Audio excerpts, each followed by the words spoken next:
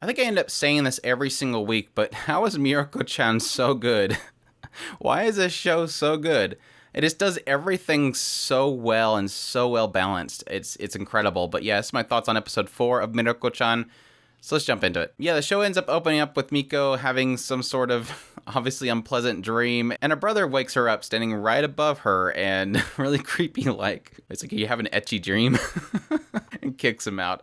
Yeah, then we get this scene where they're at the store and Hana's buying a whole bunch of stuff and she makes some comment about, I wish that all the calories went to my chest too. But yeah, there's some cashier and there's a ghost behind the cashier and he's putting like a 3 cents tax on it or 3% tax on it. So it's like this back and forth about how much she owes the cashier. And this jumps to probably one of the more interesting parts of this entire episode where Miko is watching a scary show along with her brother.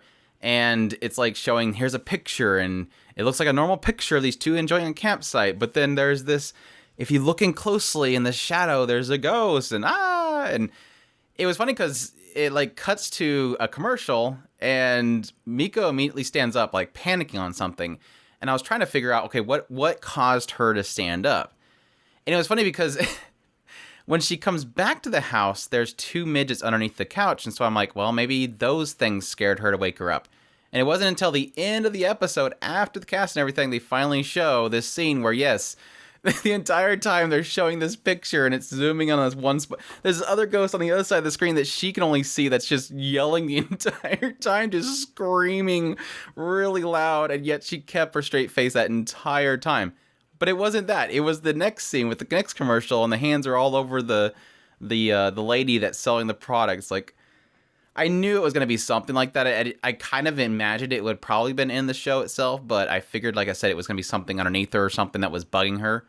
But yeah, just this thing screaming in the corner of the screen the entire time she was watching that. I got a huge kick out of that reveal. But no, she got panicked. She got up out of the couch, said that she was going to go get something to drink, and she goes out there and she drops her quarter, and there's this little midget old man under the vending machine, and she's like, oh, this thing's so cute. Oh no, I dropped my coin again just so that she could follow it. I'm like, oh, what are you doing, girl? You know this isn't going to end well. And sure enough, she's like, why did I do that? Why did I do that? Because there's this big ugly thing right around the corner. Thankfully, this crow steals it. That was terrible. It was really stupid. But no, this ends up turning into something where the brother is suspicious of what's going on with her sister because he keeps claiming that she keeps sighing over and over again. And this girl at his school says that it's got to be because she got a boyfriend. Because my sister did the same thing when she got a boyfriend. So now he's following Miko around trying to figure out what she's doing and just so he can protect her. And they go to a library and she avoids one at the library. He ends up finding a book that says something about things to make your boyfriend happy, which one was a hickey. And then, yeah, comes the shower bath scene. Yeah, she thinks that there's something in the shower or the bath at first, and then she realizes there's something in the corner of the room.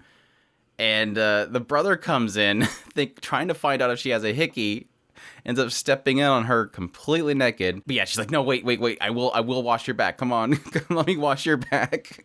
Which is cute. It kind of turns this one thing where she's trying to fix the situation that she's in by using her brother to kind of distract away from the ghost itself. But yeah, that's when it comes to the big reveal part of the entire episode as she goes to school in the morning one day and everybody's in the living room or the dining room all eating and enjoying their food. And there's a big, huge ghost thing just kind of surrounding them.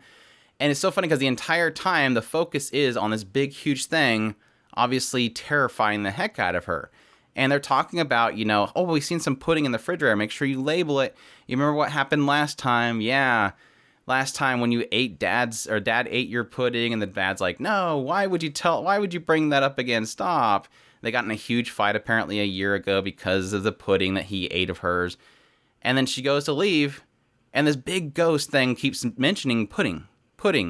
And so she goes back to the fridge, picks up the pudding, and puts it at her dad's altar upstairs. I was like, no, we're doing the Sixth Sense thing. We're doing that thing. The distract thing. And it was funny because I actually went back and I looked at the first episode because I think the only other time we seen the father was the first episode. And I was curious, did we see the father before or after she had started seeing the ghosts?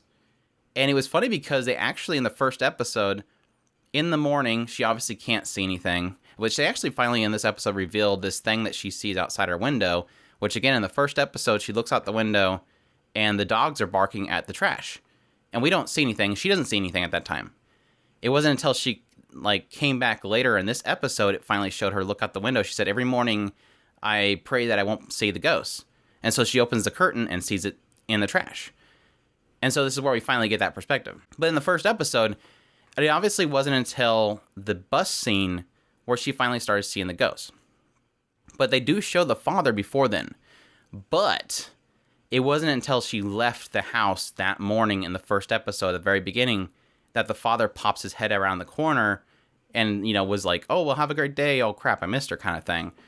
So it heavily implies that this was like the point in which she finally notices him and needs to deal with it. And how she does it is giving him the pudding, and he's like, oh, well, you didn't need to do that. And they kind of apologize to each other, and then she says, have a nice trip or whatever. See you later. It was way cute. Absolutely, like I said, totally caught me off guard. Was not really expecting the show to go that direction. But yeah, it's a trope, but it was done so well. It wasn't a huge focus.